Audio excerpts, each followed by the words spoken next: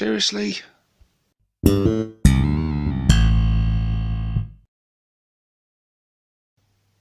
Hey guys, and welcome to this tactics video with me, 6+ Stevo. So in this video we're going to be going over the Ork Stratagems and various ways in which you can use them, and various tactics you can apply and units that you can use these with. And I'm going to be using for this video these rather snazzy Ork data cards. This is a set I would highly recommend to anyone. This has cards for all your stratagems, for all your psychic powers and your tactical objectives. It's really handy. You don't need this to play the game at all. It's completely optional because all the information you get in here you get either in the rulebook or in the codex itself, but it is so much easier and so much handier having them on cards during game. It just makes things a lot easier. And this pack of data cards actually I was able to purchase through the money I've raised through my Patreon page. So it is my patrons that I've got to thank for making this video possible, and they are Simon Jones, Brenton Dortmund and Rick Lewis. Thank you very much, guys. Your donations every month are hugely appreciated. I can't begin to tell you. But thank you so much, guys. And if any of you viewing now would like to become a patron, you can find the link in the description below, and there will also be a link at the end of this video. But in the meantime, let's crack on and take a look at these stratagems. So it's these ones we want for today's video. We do not want those ones, so we'll put those to one side. So basically, guys, in this video I'm just going to go through all these stratagems one by one, have a little talk about them, maybe throw out some ideas, various units that I use these stratagems with, or certain tactics that I use with these stratagems, and yeah, maybe I'll share some ideas that you haven't thought of, or maybe you have some ideas that I won't have said in this video, in which case please share them in the comments below. I love to get discussions going, and I'm sure all the viewers and all the subscribers would benefit greatly from all your combined knowledge, basically. So let's kick things off with the first one, the good old classic command reroll. 1 command point. You can re-roll any single dice. There's not really much to say about this that hasn't been said already.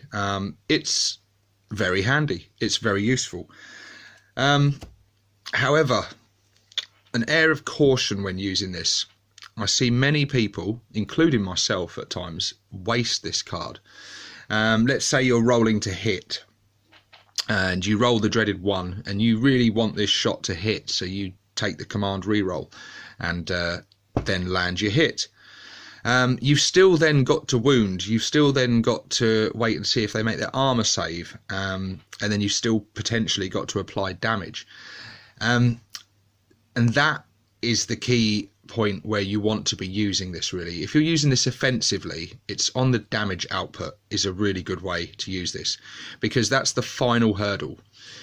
You've already wounded, they failed their armor save, you've got through, you've done the damage, but then you roll the 1 and you're only causing 1 wound to, say, a tank, and you really want to get that 6, or at least higher than a 1. That's the time to use this, because then unless you fail the reroll, it won't be wasted.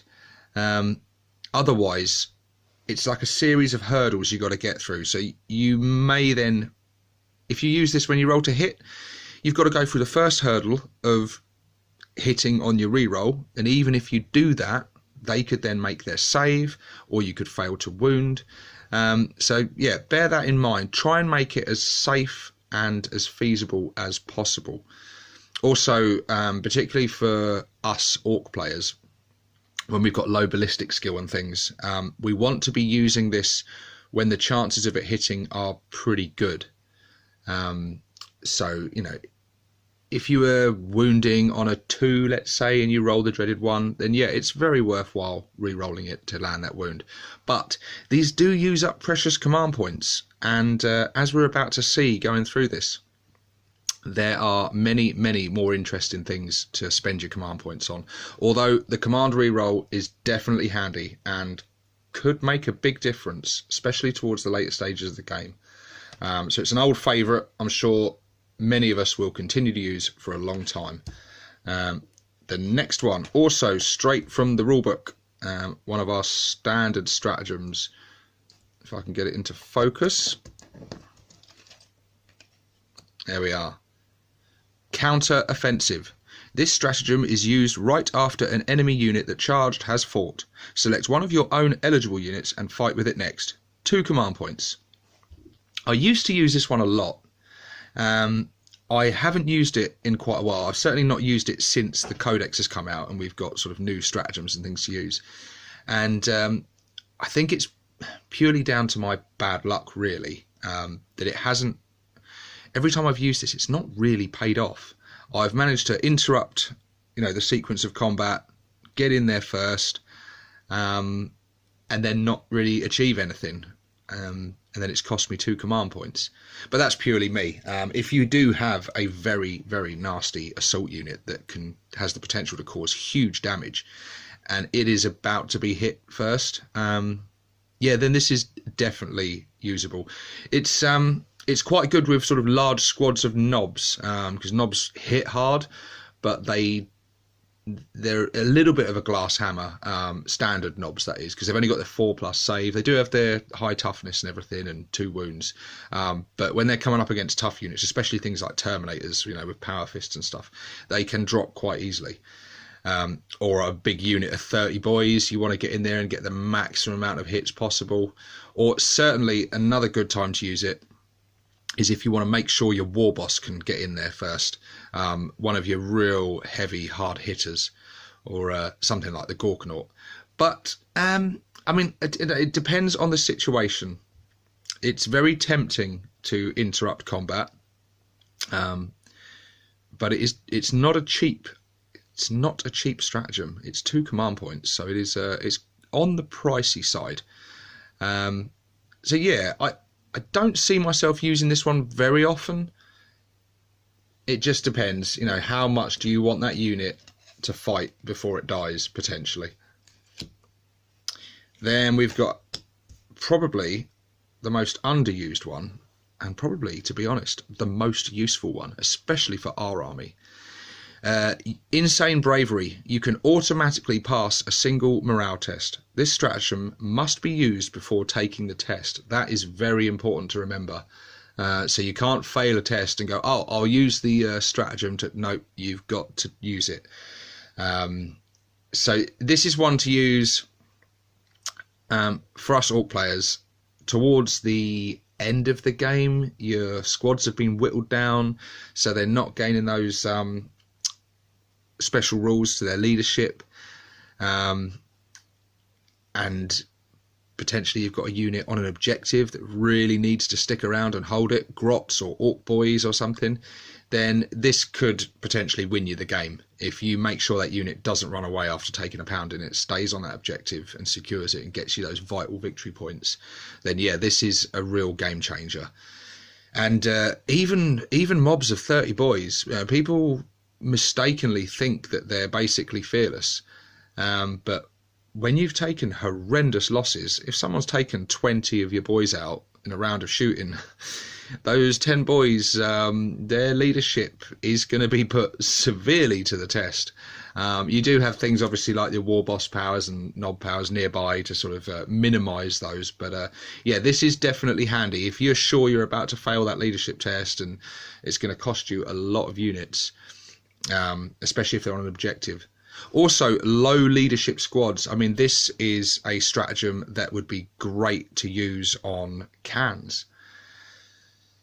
Unfortunately, though, we can't use stratagems on Grot units, which is a real shame. So, yeah, this is where I would love to use it, because losing a can or two to failed leadership test is really painful. So yeah, it's a real shame that we can't use it on cans. We could use it on units like Mega Knobs though. If a big squad of Mega Knobs has taken some big losses and you don't want to lose those 3 wound models to failed leadership tests, then yeah, Insane Bravery may be the way to go. 2 command points as well. I think that's fair. That's a fair cost for how useful that stratagem is. It's one that often gets forgotten. Now we are moving on to the interesting stuff. We're off the generic stuff now, and we're straight into the proper Ork stratagems. So this is an old favourite from Chapter Approved, the Mob Up stratagem for the bargain cost of 1 command point. Use this stratagem at the end of your movement phase. Select 2 clan infantry units from your army that are within 2 inches of each other and have the same data sheet, e.g. select 2 boys units or 2 storm boys units. If one of the units has 10 or more models and the other has 10 or fewer, the 2 units merge, and for the rest of the battle they are counted as a single unit for all rules purposes. So the uses for this are many, and this is definitely, I think, in terms of value for command points, it's right up there as one of the best ones. So you've got a unit of 30 boys and a unit of 10 boys at the beginning of the battle. You can just combine them straight up, have a unit of 40 boys with 2 knobs in there, with 2 power claws, all armed with sluggers and choppers, gaining their bonuses to attacks, leadership 40. Yeah, they're not going to be fun to get rid of, and they're going to be even less fun if they hit the enemy lines and start chopping stuff up. So that's one way you can use it. Also, later stages of the game, if you've got 2 units that have been whittled down or 1 unit that's been whittled down, and it's going to be fairly ineffective now, maybe you're just down to the last couple of boys and the boss knob, and you don't want that boss knob to die because they're valuable. You know, they're packing big choppers, they're packing power claws. You want to keep them alive and in the fight. So you can mob them up with another unit nearby and keep them alive. Also, what's recently been revealed through the FAQs is that if you do this, you are denying your opponent a victory point, depending on the mission you're playing. So if you're playing victory points for, you know, units killed, this is going to deny them 1 potential victory point, especially if they've come so close to killing that unit and their intentions next turn are to finish it off quite easily. You can get around this quite well by mobbing them up, and yeah, that's going to frustrate your opponent massively. Also, you can do some really crazy things with this, because this is any clan infantry. One thing I would love to do, at some point in the future, I'm sure I will, is have, once I've got enough models and the money to buy them, is to have 2 units of 10 mega knobs and use the mob up stratagem to combine them into a unit of 20. I don't know if, I doubt that army list in itself, unless it's a really, really big points game, would be very effective, because mega knobs are expensive. But just for the sheer fun factor of having 20 mega knobs with 3 wounds each, 2+ saves, you know, try shifting that. That's going to take you a while to chew through. And that's just, you know, one of many options you've got in there. Like it lists on the card, you can merge Storm Boys units. The only thing is that the units must be the same. Although if you've got like Shooter Boys, Slugger Boys, they are still the same unit, just armed with different equipment, so you can merge them no problem. But other units and things, you do have to be, you know, this is going to be less useful if you don't have many duplicate squads. But yeah, definitely a useful stratagem, a really, really good one and a really popular one. And I'm glad they kept it in the codex. Next stratagem. A stratagem I initially... there we go. This stratagem I initially thought was useless when I first read it. I didn't understand how this was useful. And the stratagem is called Medi Squig. Use this stratagem at the end of your movement phase. Select a clan character from your army that is within 3 inches of a friendly clan painboy. The selected model immediately gains D3 lost wounds. So very foolishly, when I read this, I thought, well, the painboy does that anyway, so what's the point in this stratagem? And for a little while there, I was struggling to see what the point of it was. I was being a bit foolish and a bit blind, because actually this stratagem is very useful. Firstly, yes, the painboy does have this ability anyway. However, the painboy has this at a risk. You have to roll a d6 when you attempt to heal a character with the painboy's Sawbones ability. And if you roll a 1, the surgery fails and the model suffers another wound. And if he's attempting to heal it, it may well be on its last wound anyway, so you run the risk of actually killing the character you're trying to patch up. So this stratagem is great if you don't want to take that risk. You can just regain D3 lost wounds without any risk. Also, you can use this as well as that ability. So you can first do the Sawbones ability and then use this stratagem to heal either another character that's near the Pain Boy, or maybe the same character. If it's a character with a lot of wounds, maybe someone like Gazgo or something who has a lot of wounds and you want to repair potentially 6 wounds, or if you've got the Grot Orderly with him, a potential of 7 wounds in total repaired. Would be really nice, especially for the cost of 1 command point. But yeah, it's a cool little bit ability, very situational. I've not used it yet myself, but I can definitely see, especially if you've got sort of a cluster of characters together, all giving out various buffs, and you're trying your best to keep them all alive, and you know they've all suffered a bit of damage here and there. This is definitely going to be a useful stratagem. Also, he can use this stratagem on himself, you know, so he could patch up a character and then patch himself up with this all in the same turn. So yeah, very useful and nice and cheap as well, 1 command point. So we like that one. We like cheap stratagems because these command points are like gold dust. There we go. Next stratagem, Snagger Grapple. Use this stratagem when a Death Killer Wartrike model from your army falls back in the movement phase. Before the model moves, select an enemy unit within 1 inch and roll a d6. On a 2+, the enemy unit suffers d3 mortal wounds. So it's pretty simple really. If your Death Killer Wartrike wants to get out of combat, usually that's going to be a massive hindrance to yourself because you can fall back but then you can't do anything else. But being able to fall back and on a 2+ dish out some mortal wounds as a parting gift is very, very cool. And the Death Killer Wartrike is a great model that gives out some great buffs to nearby vehicles, and he's a bit of a powerhouse and got some nice abilities himself.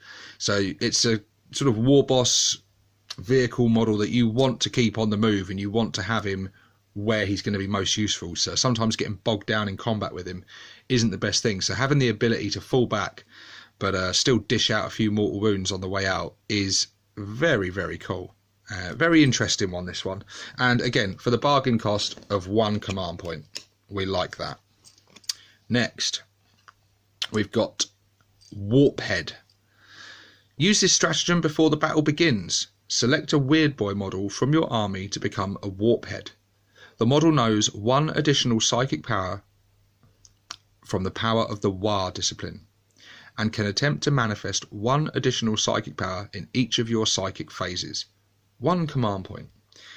So yeah, this is great because if you want to select more than just let's say you've got a Weird Boy who's got the jump, a really, really useful ability. A lot of people's favourites. But after he's jumped that first unit in, maybe that's all you wanted him to do with that, and then for the rest of the battle he's just going to be running around smiting people. Maybe you want something else to do with that character. Or maybe you want to do a bit of a combination of 2 of the psychic powers, but you can't afford the points costs of having 2 Weird Boys in your army, or you can't squeeze them into the detachment.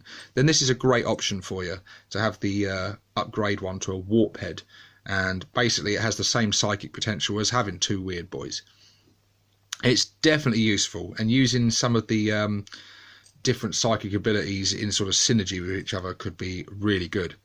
For example, how about having the jump, but before you jump them in, you cast Warpath. So your Weird Boy could cast Warpath on a mob of 30 boys and then cast the jump on them. So he can give them the +1 attack each and then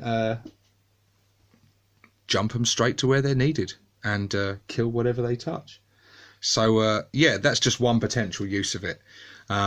But yeah, I think for 1 command point, upgrading a weird boy to have 2 psychic powers is very, very, very cool. Now we got definite one of my favourites here. This is beautiful. This is such a powerful stratagem. For 2 command points, ramming speed. Use this stratagem in your charge phase. Select an Ork vehicle unit from your army. You can roll 3d6 when making a charge move with that unit this phase. In addition, if the unit finishes a charge move this phase, select an enemy unit within 1 inch of it and roll a d6.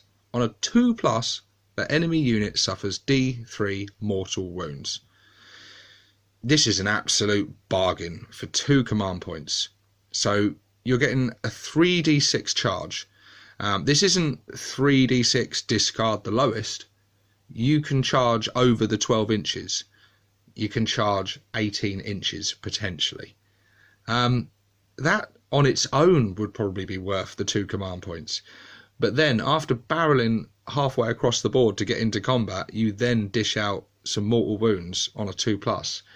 It's really effective. I used this after using another stratagem on my Gorkanaut. Teleporting my Gorkanaut in and then using this ramming speed stratagem was incredibly effective. Just making sure that vital unit that you really want to get into combat and wreck face makes it into combat, and then dishing out mortal wounds on top of what it's already about to do is just so good. This is also a great way to sort of guarantee yourself a turn 1 charge if you've got trucks with units loaded up in them, or you want to get a battle wagon up there with the death roller. Just have them right up the front of the board, move them up as far as possible, and then hit this ramming speed. Yeah, it can get you can cover some serious distance with this, especially if you use this in conjunction with models like the Death Killer Wartrike. So let's say you've got your battle wagon with your death roller, you roll it up the field as far as you can, you advance it up there, you've got your Death Killer Wartrike nearby so it can still attempt to charge, and then you use this stratagem on it. So yeah, you can cover insane distance with this thing, and yeah, it's an absolute bargain for 2 command points. I think if this was 3 command points, I would probably still see it as a very viable stratagem and worth using. Yeah, really, really good one. Next, we've got boarding action. Use this stratagem at the end of the fight phase. Select an enemy vehicle unit that cannot fly and is within 1 inch of a truck or battle wagon model from your army. Any models embarked within that truck or battle wagon can make a single attack with one of their melee weapons against that enemy unit. 1 command point. Yeah, this is okay. It's the price point's right. 1 command point. It could be useful in certain circumstances. If you have a war boss or another equally or almost as powerful character loaded in that battle wagon, or even a boss knob with a power claw or something, and you want to attack that vehicle, it's situational. It depends on the moments where you've got a truck or battle wagon within that distance of another vehicle. It's not going to happen that often. So yeah, this one is useful in those circumstances, and it is cheap, but it's yeah, it is what it is.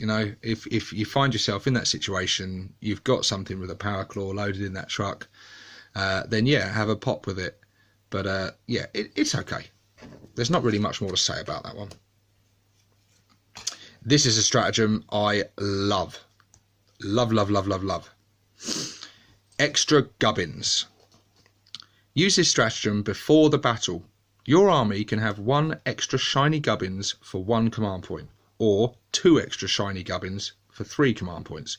All of the shiny gubbins that you include must be different and be given to different Ork characters. You can only use this stratagem once per battle.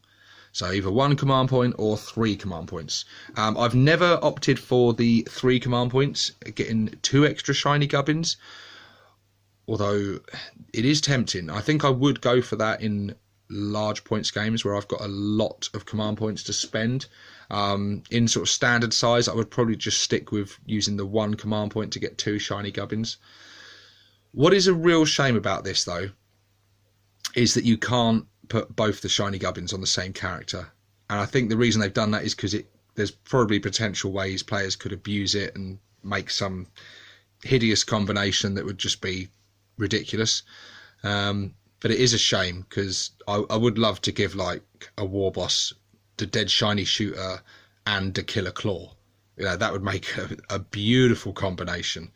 But yeah, you've got some great options in the shiny gubbins to choose from. You've got your super cyborg body.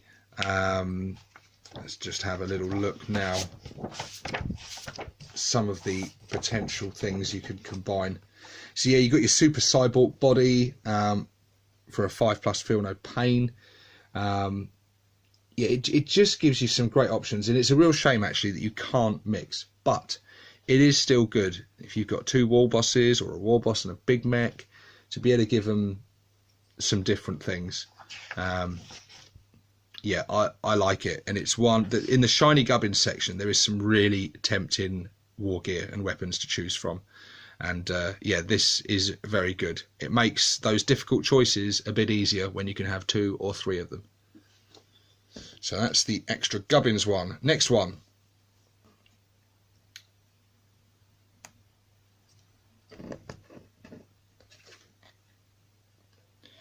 One of the more expensive ones now. Get stuck in, lads. 3 command points, so this is not cheap, but it is good. Use this stratagem in the fight phase when it is your turn to select a unit to fight, or at the end of the fight phase. Select an Ork infantry unit from your army that has already fought once this fight phase to fight a second time. Ooh, yes. This is fantastic for really big, hard units. A big unit of Mega Knobs. That would be a prime example of a good time to use this. Being able to fight Orks are devastating in the assault. We know this. They dish out horrendous punishment. So getting the opportunity to fight twice with a unit in a single phase is not to be sniffed at. And although this is expensive, if you use it on the right unit at the right time, it could be a game changer. It really, really could. There are some units, especially some of the specialized units. Yeah, this is good. I love this. For me, Mega Knobs would be the prime candidate for this, or like I say, a large mob of 30 boys if they hadn't taken too many losses throughout the combat and there was still a lot of them there ready to fight, especially if they've been charged up. Perhaps they've been buffed by a psychic power, or Gazgol's nearby, or they've got the War Banner or something nearby. So you can use this in synergy with a lot of the other aura abilities to buff a unit up to ridiculous levels, fight with it, and then use this stratagem to just launch the pain at your opponent all over again. It's like kicking a puppy. Beautiful stuff. Not kicking puppies, using that stratagem. So, next one, moving swiftly on, is Orks is never beaten. 2 command points. Use this stratagem when an Ork character model from your army is slain. That model is not removed from the battlefield as normal, and can immediately either shoot as if it were your shooting phase, or fight as if it were the fight phase. The slain model is then removed from the battlefield. The amount of times when I was playing with the index that I would have killed to have this stratagem available. War bosses are good. They dish out amazing punishment and have huge potential to cause some horrific damage to the enemy. However, they are glass hammers. A war boss is not difficult to take down. Compared to other characters that are packing, high invulnerable saves, high armor saves, our war boss is stuck at a 4+ save, which isn't great, and so he can be taken down quite easily.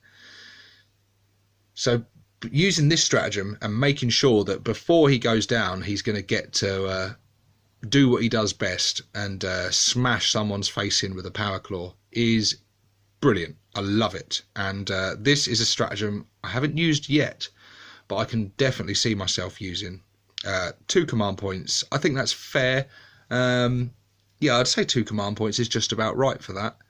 And this is any Ork character. I was using a war boss as an example. This is probably be one of the most prime candidates. But you've got other things like a big mech with shock attack gun. You want him to get a shot off before he dies. There you go. This is the time to use this stratagem. Also with that one, I'm a bit curious because it says you can either shoot as if it were your shooting phase or fight as if it were the fight phase. Now I was about to say like you could shoot into combat, but the rules of the weapon would still apply. So if you had pistols, yes. Yeah. So no, ignore what I was about to say.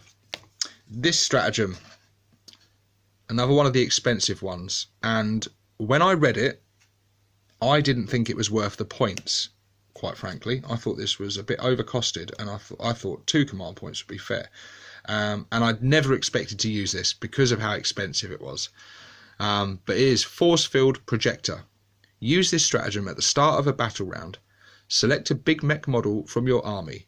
Until the start of the next battle round, increase the range of that model's custom force field ability to 18 inches. You can only use this stratagem once per battle. So they make it sound really bad, where you can only use this once per battle. It's that good. You know, you can't use this multiple times. Yeah, I didn't rate this when I read it. I didn't rate it at all. Doing this sort of theory hammer thing, you know, as you read this stuff before using it, you kind of make your mind up of whether you want to try these things or not. However, in my first game using the Codex, coming up against Reroll Joe's Deathwing army, he had a lot of long-range firepower. He was packing a lot of las cannons that were aimed squarely at my Death Dreads and cans and trucks and, you know, all my expensive stuff basically. And this stratagem kept my army alive through that first turn beautifully. Had my big mech, it's pretty much in the middle of the deployment zone, had his sort of 9-inch bubble, been able to increase that to an 18-inch bubble, and was shielding, you know, created a huge bubble which protected loads of boys, loads of vehicles, and I ended up making a lot of those 5+ invulnerable saves. Now obviously if I had rolled badly, that would have been a massive waste of command points. 3 command points gone, nothing gained. But that's the chance you take. This is a really powerful one for using on that first turn. If you are facing gunline armies that have long range, heavy hitting firepower, and you really need your vehicles and stuff, and well, anything really, to stay alive for that one turn, this is a great stratagem to use. But it is expensive and it's not guaranteed, because you could use this and like I said, you could still fail those rolls. Depends on the situation, depends on the type of army you're facing and what weapons they've got, but in certain scenarios against certain armies on the first turn, this is a very, very useful and powerful stratagem actually. Next up, we've got one here that addresses something, kind of addresses something that a lot of us old school Ork fans would love to have back, is the old exhaust cloud special ability of bikers. But this goes some way to addressing that. Use this stratagem at the start of your movement phase. Select a Speed Freaks unit from your army. Until the start of your next turn, subtract 1 from hit rolls for attacks made by ranged weapons that target that unit. So yeah, very useful. Again, Evil Sun's armies I'm thinking of that will be packing a lot of Speed Freak units. First turn, this is very handy. Much like with the Forcefield Projector, if you've got a unit you know is going to be targeted, you know the enemy wants this unit dead, and you really want it to stay alive, this can't hurt. And it's only 1 command point, and subtracting 1 from hit rolls, that does make a difference. It definitely can make a difference. Obviously if they don't target that unit at all, then it is kind of wasted. However, it may have been you using this stratagem that dissuaded them from targeting that unit. It's kind of a shame that you can only use it on one unit. I mean, don't get me wrong, it'd be great if you used this stratagem and it covered all speed freak units in your army, but that would potentially be a bit more overpowered and would probably cost more than 1 command point. But yeah, having a -1 to hit is quite nice. We don't get very many things like that, short of flying units and stuff. But yeah, definitely handy. Now we're getting into one of my favourite ones. More Daca. Oh my word. What can I say about this stratagem? I love this card. I want to frame this card and put it up on my wall. It's just beautiful. To a Bad Moon player in particular, oh, this is just so good. So, more Daca. Use this stratagem before an Ork unit from your army shoots in your shooting phase. Until the end of the phase, that unit's Daca ability triggers on unmodified hit rolls of 5 or 6 instead of 6. So, yeah. So you're getting exploding 5s and 6s. We hit on 5s. So what this means is that every hit becomes an extra shot, leading to the potential for a ridiculous amount of Daca. It's so good. Also, this can be used if you've got a unit of shooter boys and they advance. Now, usually they'd be at a -1 to hit, so they'd be hitting on 6s. Those 6s would still explode, but they would be hitting on 6s, so it would massively reduce their firepower. If you use this stratagem on them, they're back to their normal ballistic skill and gaining this buff to the Daca ability. So it completely nullifies the sort of downsides of advancing with assault weaponry. You can still use this, get them back to their normal ballistic skill, get loads of extra shots, and seriously wreck face. My favourite unit to use this on is my tank busters. Yeah, oh, it's so good. I'm going to be doing a tactics video on tank busters very soon, and this stratagem will be mentioned again. But yes, tank busters with their, especially if they're shooting at vehicles, so now they are hitting on 5s and 6s, getting extra shots. All the extra shots are re-rollable. It's just a thing of beauty. It really, really is. Other units that this would be really good to use on would be flash gits, obviously. Looters as well would be another great one to use this on. Yeah, and this is any Ork unit, not Ork infantry, so you could use this on other things as well. Things like Gorkanauts would potentially be quite good, because he packs some quite nasty anti-infantry firepower in that Deathstorm mega shooter. So yeah, it's so worth the points. For 2 command points, the amount of hits you get from an Ork unit now is just night and day compared to what we were going through with the index and older codexes. Next one. Not sure how I feel about this. Artboys. First off, don't get me wrong, I am really, really, really glad this is here.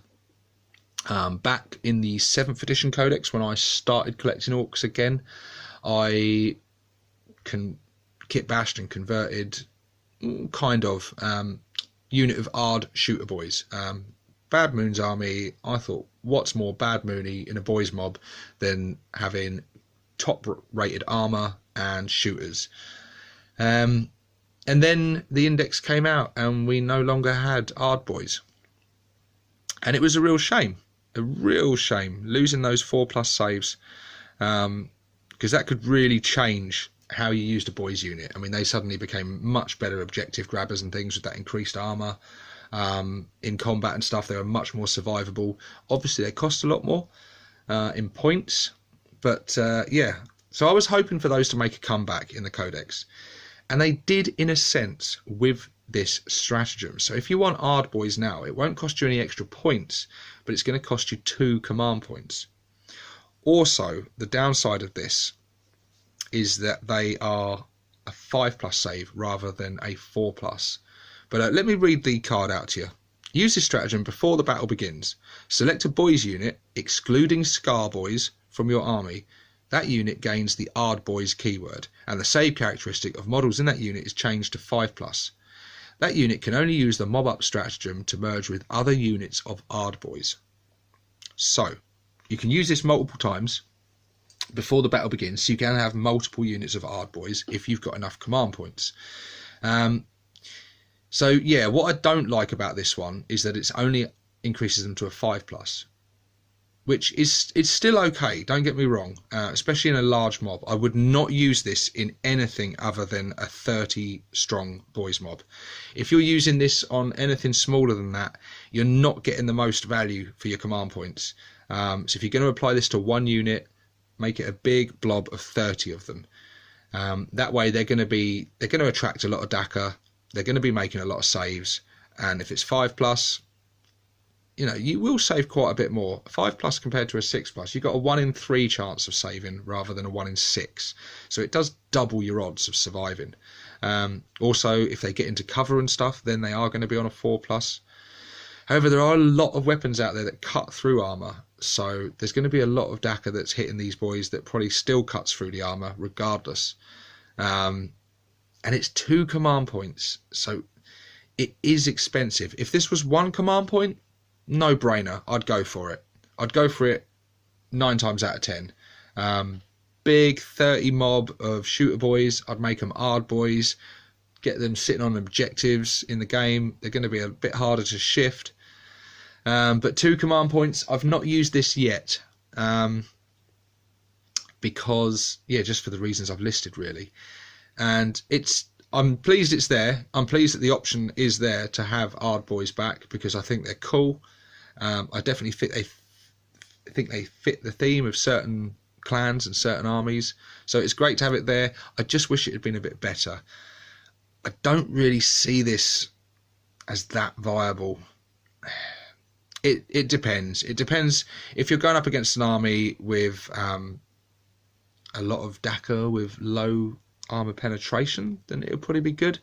Against small arms fire and stuff, it is going to make more boys survive, but I would probably save the command points and just have a pain boy near them to do that. However, combining this with a pain boy's ability, so they then get a 5+ save and a 6+ feel no pain, suddenly does make them quite a bit more survivable. Also, if these were snakebite Artboys, they would get that 5+ save and then the 6+ invulnerable save, is it?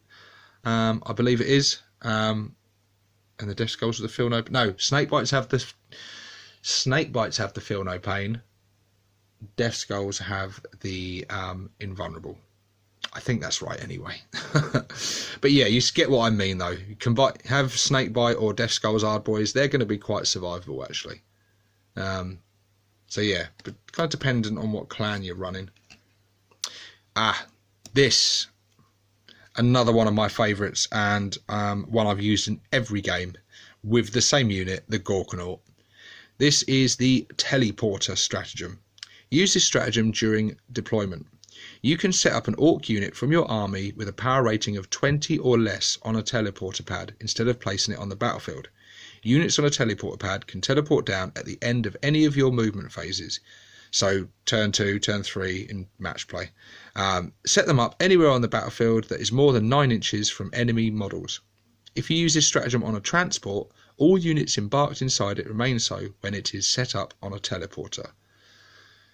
This is amazing. There is very little in the codex that you can't teleport down. 20 power level is big. So yeah, Gorkanauts, Morkanauts, they make the cut easily.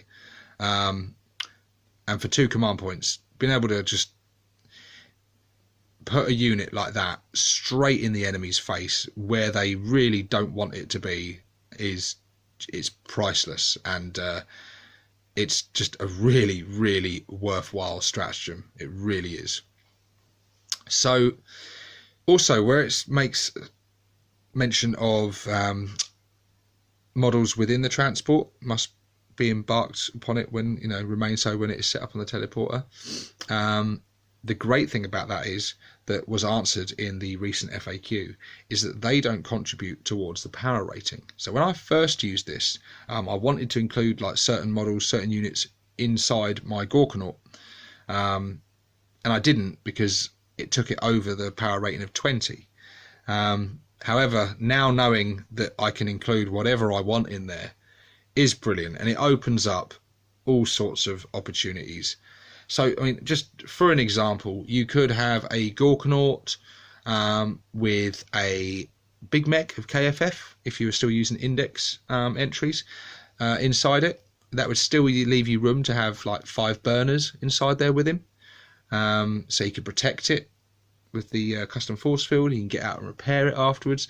Now you've got to bear in mind that units embarked within a transport. So when you use the teleport, you'll be using this on turn 2, bringing your transport in, whether that be a Gorkanaut, whether that be a battle wagon even. Your units that are inside it cannot get out that turn. They have to wait till the following turn to be able to get out, because of where this comes down at the end, and they need to get out at the beginning of the movement phase. So yeah, it's dependent on the type of units you want to bring in.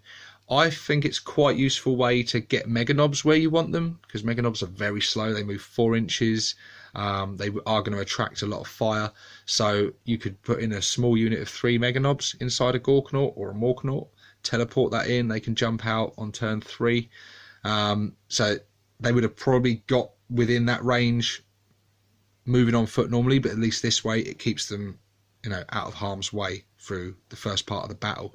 But also, like I said, units like you can teleport in a battle wagon.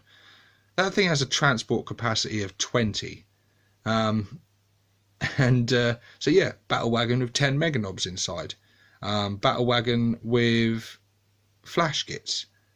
Battle wagon with flash gits and tank busters inside it. Or battle wagon with war boss, big mech, Mega Knobs inside it. You get the picture. You can just get a big nasty unit filled with more big nasty units and just drop it right in the enemy's face. It's beautiful, and it's really, really good. Another popular way of using this stratagem I've heard of is the Death Dreads, because you get them in a unit of up to 3, and then once you set them up, they then operate as individual units during the game. However, when you teleport them down, that counts as setting up, so you can teleport down 3 Death Dreads. So turn 2, 3 Death Dreads drop in and all charge different units. Imagine you're playing against a shooty army, gunline army, and you've just charged 3 separate units with 3 separate Death Dreads, tying them all up into combat, preventing them from shooting. It could really screw your opponent's plans up. You can also, as I have done, use this stratagem with the ramming speed stratagem. So I did that with my Gorkanaut in my first game, teleported him in, then used the 3d6 charge from him, making sure that, because he's a bullet magnet, so I've had games before where he's been taken out first turn, or at the very least crippled to such a state where he's no longer effective. And it can be hard keeping Gorkanauts and Morkanauts alive, because they do attract a lot of las cannon and missile launcher shots.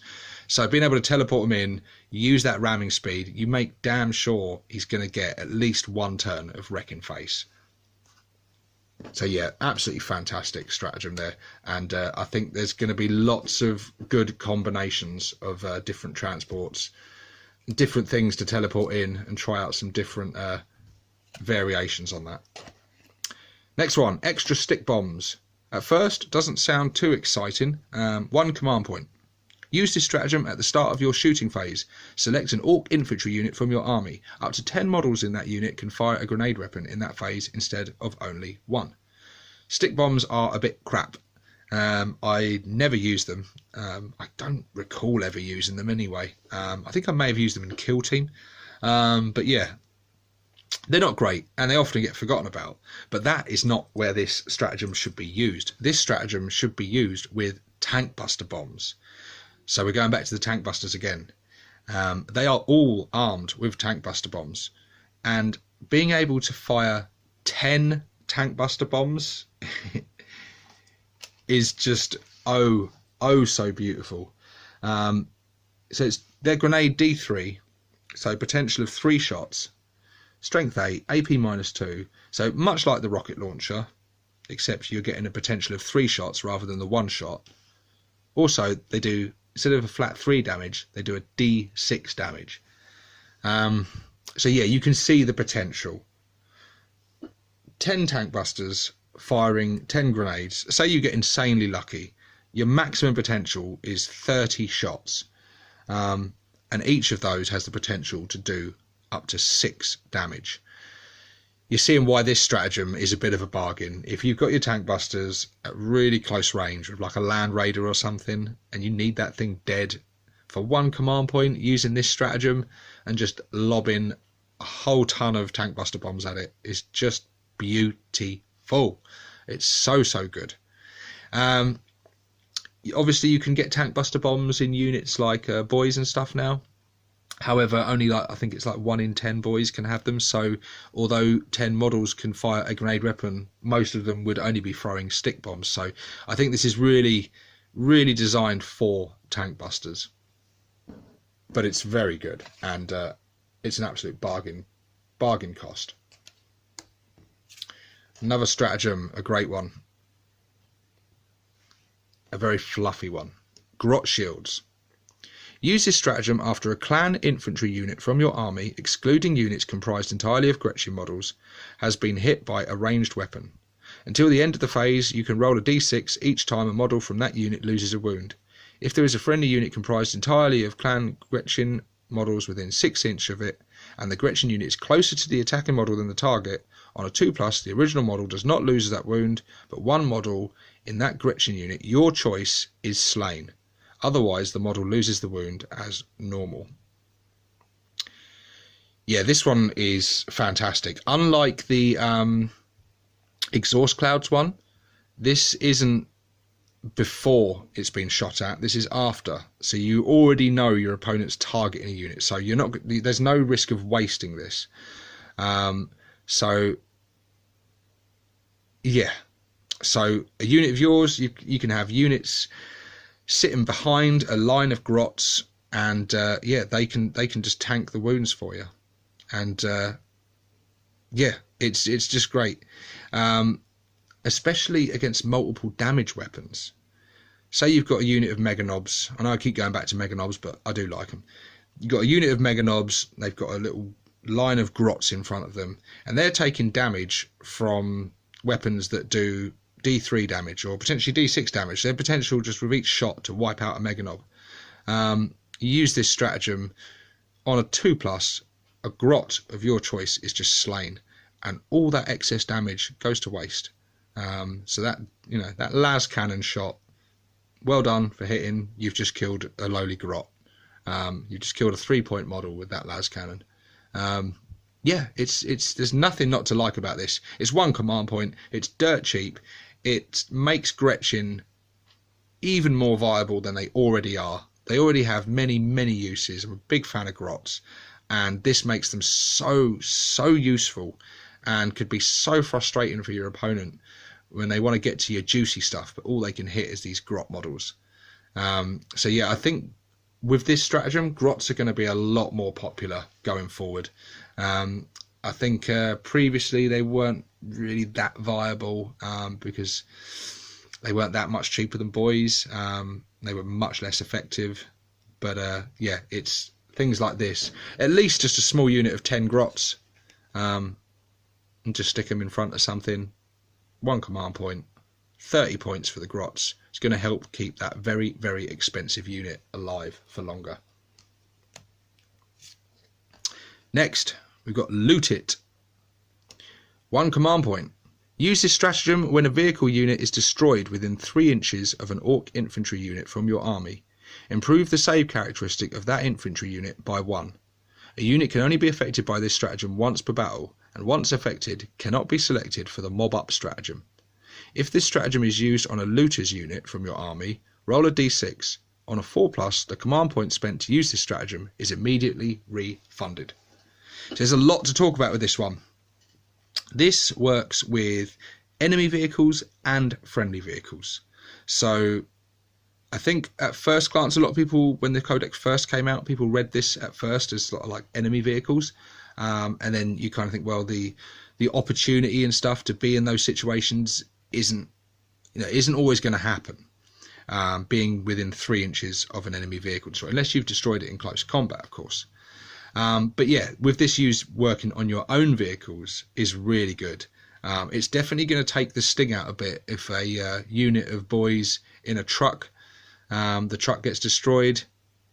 Maybe they take a bit of damage getting out and stuff, but then being able to use this stratagem and increase their save from that vehicle is very nice. It softens the blow somewhat. And the fact that looters as well have the potential 50-50 shot of getting this for free, that's very cool. Looters traditionally sit at the back of the board, and so they could be sitting at the back of the board near a gun wagon or something like that. So maybe you've kitted out your battle wagon for heavy firepower, and that's sitting at the back of the board firing. They could use it on that.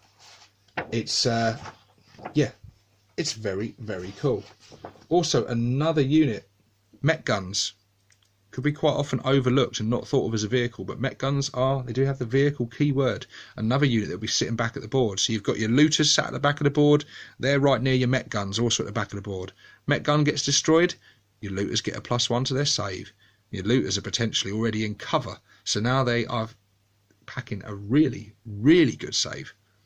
Also, you could use this in combination with the earlier stratagem of Artboys. Artboys with a 5+ save, vehicle gets destroyed near them, use this stratagem, now they're like proper Artboys from the old days with a 4+ save.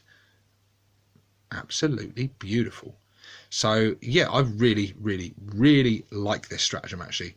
Not one I've had a chance to use yet, but yeah, it could be used. Although, do not try using this on Mega Knobs, because they did have this in the FAQ. You can't increase the save past 2+. So you can't use this with Mega Knobs to make them really, really hard to kill.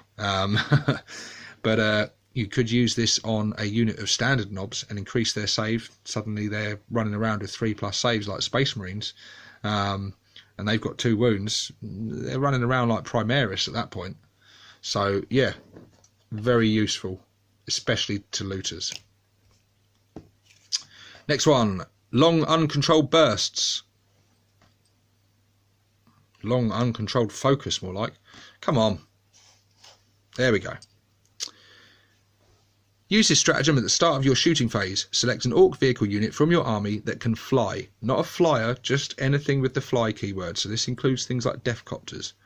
Until the end of the phase, add 1 to hit rolls for shooting attacks made by that unit that target enemy units that can fly. Again, not flyers, just anything with the fly keyword.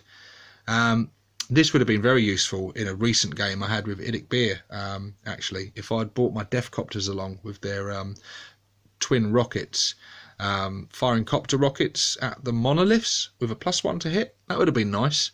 It's only 1 command point. And especially against flyers that pretty much universally have a -1 hit, using this stratagem to cancel that out can be very useful. That's kind of their big thing that keeps them alive, isn't it, with flyers, that -1 to hit. So being able for 1 command point to nullify that is very useful. Yeah, I like this, and I may use this because it's 1 command point as well. It's not super powerful, but it could make a little bit of difference. A large unit of Deathcopters firing rockets at something. I like the sound of it.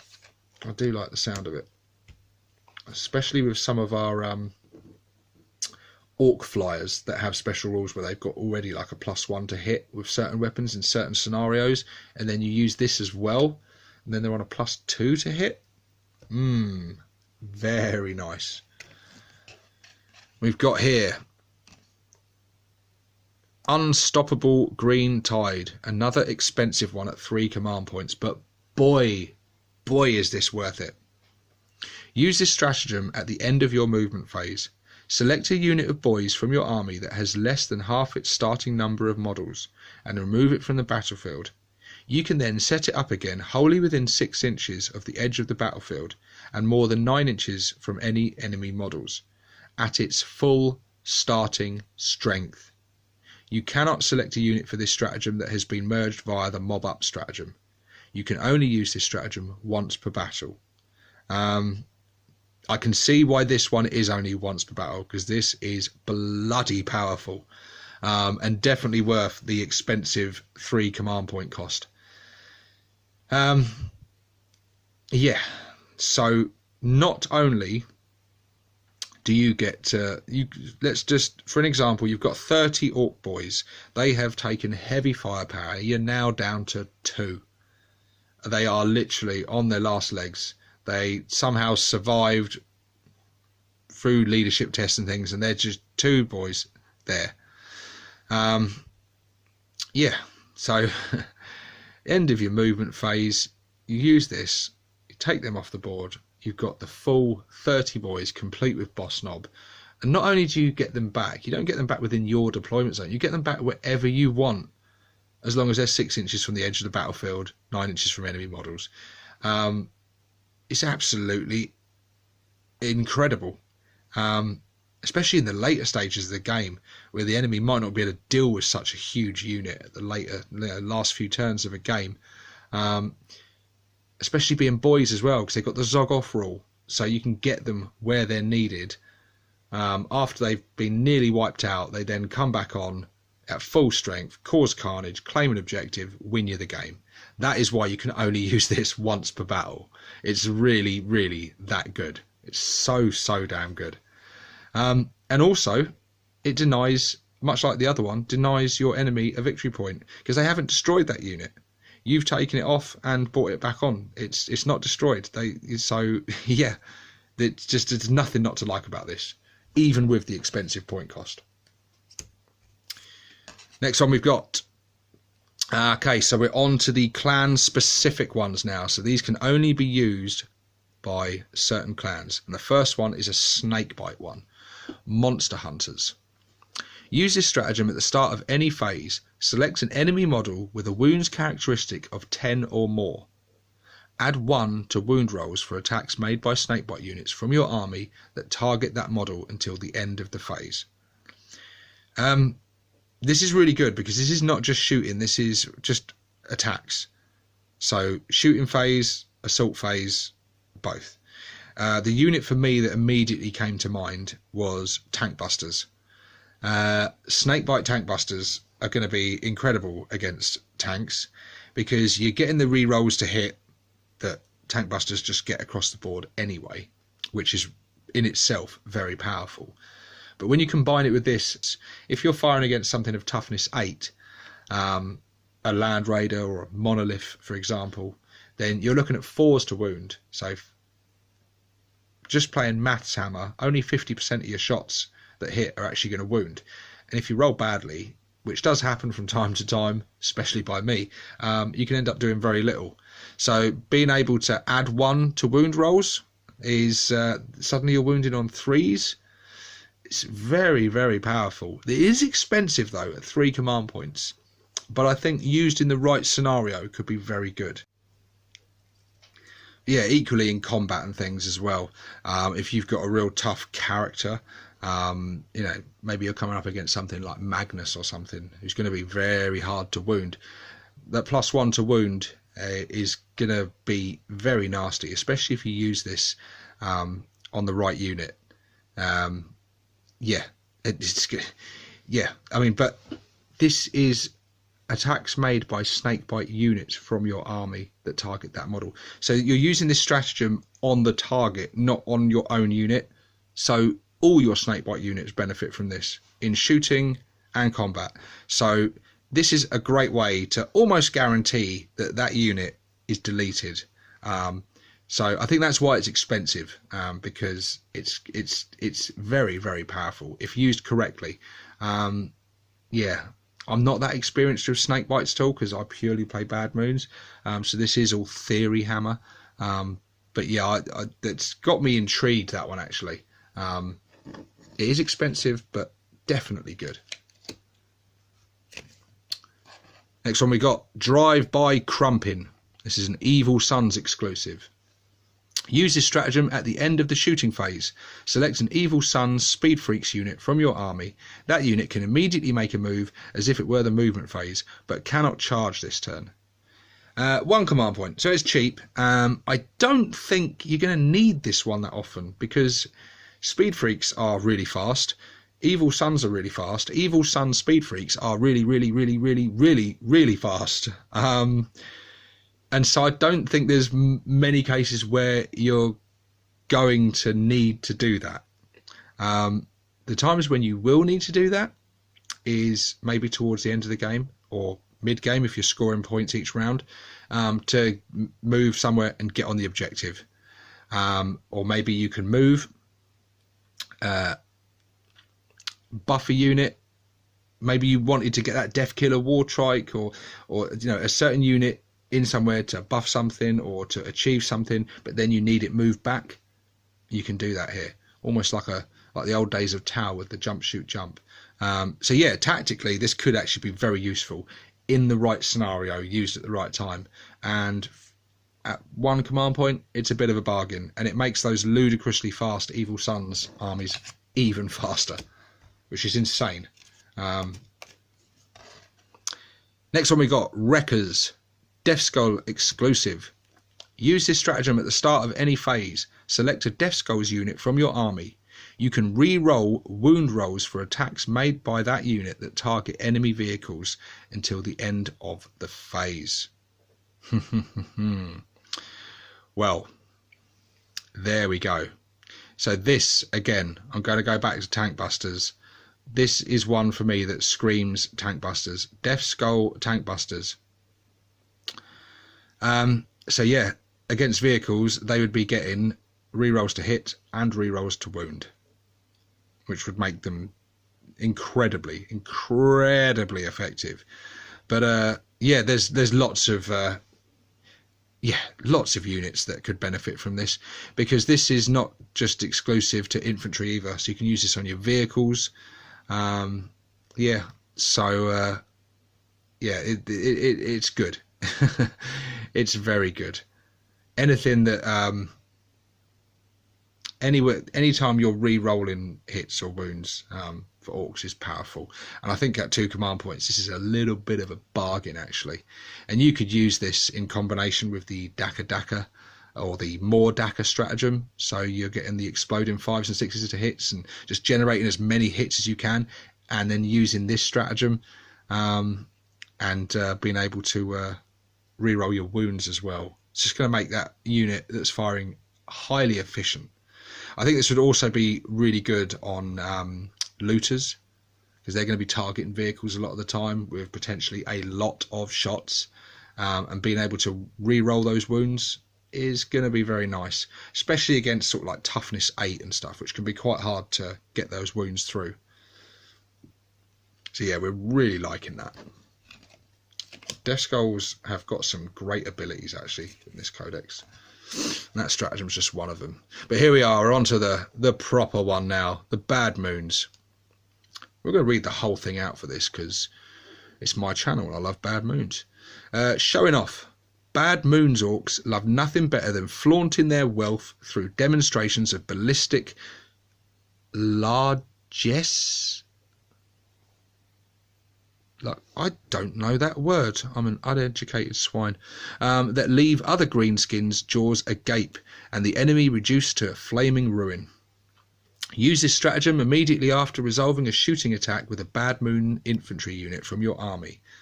So this is just infantry, not vehicles. That unit can shoot all of its weapons a second time. This stratagem can only be used once per phase. I think if we get the chance, we'll definitely use this in every phase. And it's one of my favourite stratagems. I love this. And I use this on, you guessed it, my Tank Busters. First off, I use the more Daca stratagem on the Tank Busters. So they're getting the exploding 5s and 6s, causing horrendous damage. And then I do it again and still have that more Daca stratagem in effect, because it's in effect for the entire shooting phase. So yeah, this is insanely powerful, and so good. Bad Moons, you're already re-rolling ones, so there's lots of units that are going to benefit from this. Even big mobs of shooter boys, you know, with 3 big shooters in there, with those exploding 5s and 6s and stuff, and then using this so they can shoot again, can cause a lot of damage with their shooting. But yeah, Tank Busters for me are the unit I am definitely drawn to. But you could even use this on things like burners. You could use this on units with, let's say, Mega Knobs, all armed with Combi Scorchers, getting in close, torching everything up, auto hitting, and then you get to do it all over again, still auto hitting. That one's just literally sprung into my head while I was talking, but I like the sound of that. Bernie. Where are we going now? We're going to those sneaky blood axes. Dead sneaky. Use this stratagem during deployment. If you spent 1 command point, select a blood axe infantry unit from your army that has a power rating of 8 or less and set it up hiding instead of placing it on the battlefield. If you spent 2 command points, select a blood axe infantry unit that has a power rating of 9 or more instead. At the end of your movement phases, that unit can emerge from hiding. Set it up anywhere on the battlefield that is more than 9 inches away from enemy models. 1 or 2 command points. So yeah, well, let's have just look at some examples of how many power levels. So for 1 command point, unit of 3 Mega Knobs, that's 6 power levels. So you could get have them pop up wherever you like. Commandos, even if you have 15, a unit of 15 commandos is right on the limit of 8 power level. So you can have 15 commandos pop in wherever you want them. It's yeah, it's great, absolutely beautiful.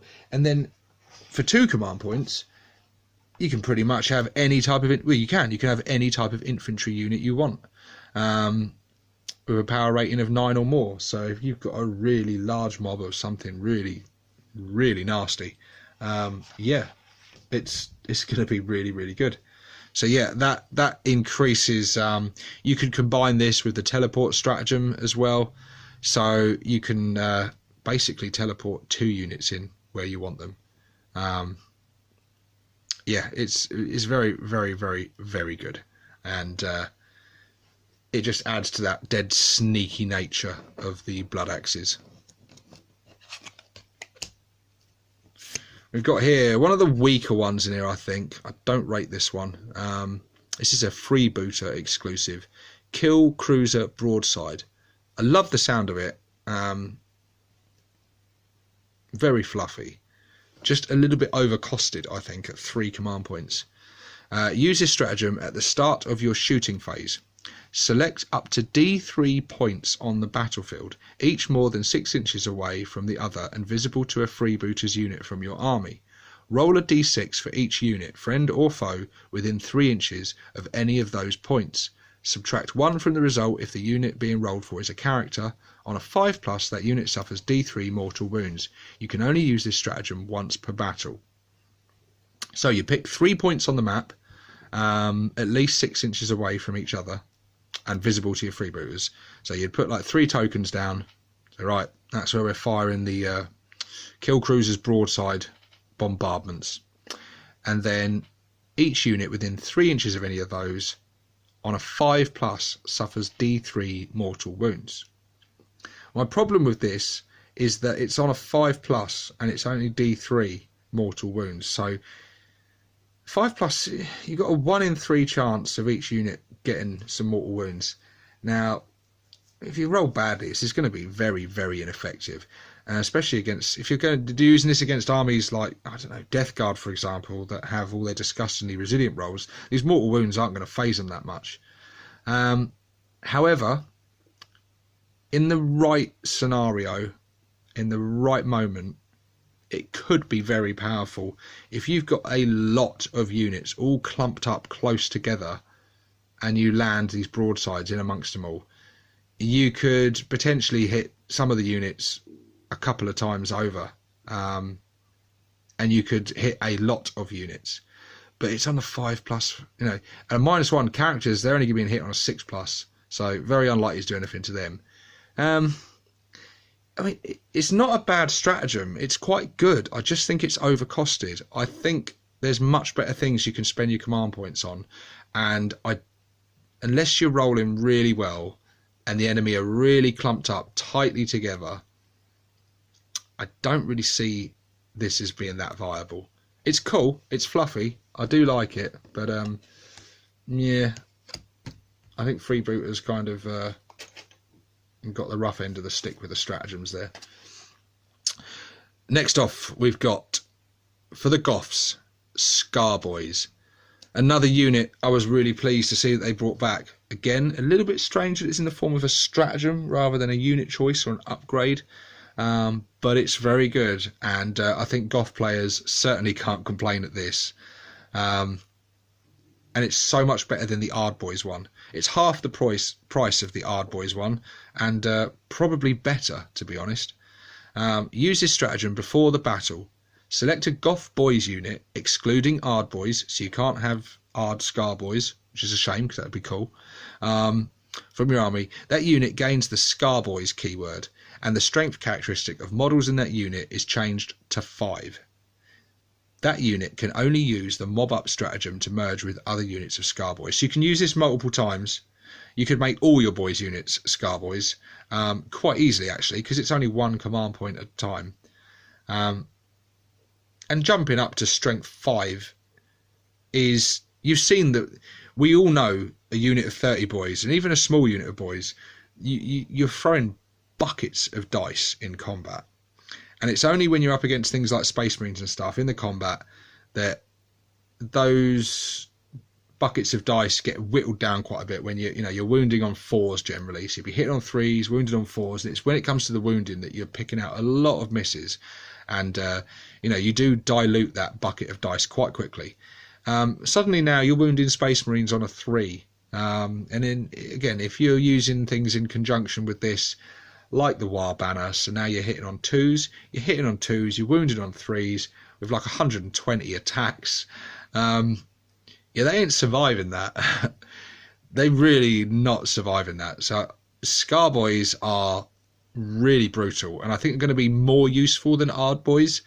And this is Goths as well. Goths already get their like exploding 6s in combat, so yeah, being charged by a unit of Goth Scarboys is gonna hurt, because they're gonna get so many attacks, and all those 6s are gonna get them extra attacks, and then all those hits are gonna be wounding on 3s.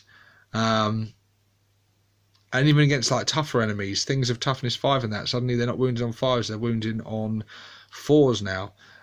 Even toughness 8, they're not going to be at half strength anymore, so they're going to pose a real danger to vehicles of like toughness 8 when they're charging in and they're wounding it on 5s instead of 6s. Makes a world of difference. So yes, Goth Scarboys, absolutely deadly and an absolute bargain at 1 command point. And I find it very strange that these are 1 command point, but the Artboys are 2 command points, and I don't see that as being better than Scarboys. In fact, like I said, I do see it as being slightly worse. If you had given me the choice of +1 to my armor save or +1 to my strength with my boys, I think I'd probably go for the +1 to strength, because that's what you want them doing, in the opponent's face, kicking teeth in. And Scarboys are, they're going to live up to their name, those Goth Scarboys, and do horrendous damage. And that's the last one, guys. So this has been quite a long tactics video. I was going to split this up into like multiple parts and do part 1, part 2, part 3, and sort of do like the cheap command points first, and then the expensive ones, and then the clan specific ones, and sort of break them down into smaller, more digestible videos. But no, I decided to hell with it. I'm just going to cover the whole lot in one long video, and hopefully I've shared some ideas and some thoughts there that maybe you hadn't thought of, and hopefully it's helped you in some way, and you can use some of these tactics and ideas I've come up with. If you've got ideas and some interesting ways to use these stratagems, like I said at the beginning of the video, please guys, share it in the comments. I'm very interested to learn from you guys and as a community we share these tips and ensure that us Ork players start dominating the battlefields, because yeah, that's what we want to do. Definitely that's what we want to do. See, Bob agrees. But anyway guys, thank you very much to each and every one of you that watched this video. Please, please, please hit that like button. If you haven't already, hit that subscribe button. And thanks for watching, guys. And I'll see you on the next one. 6+ Stevo, signing out.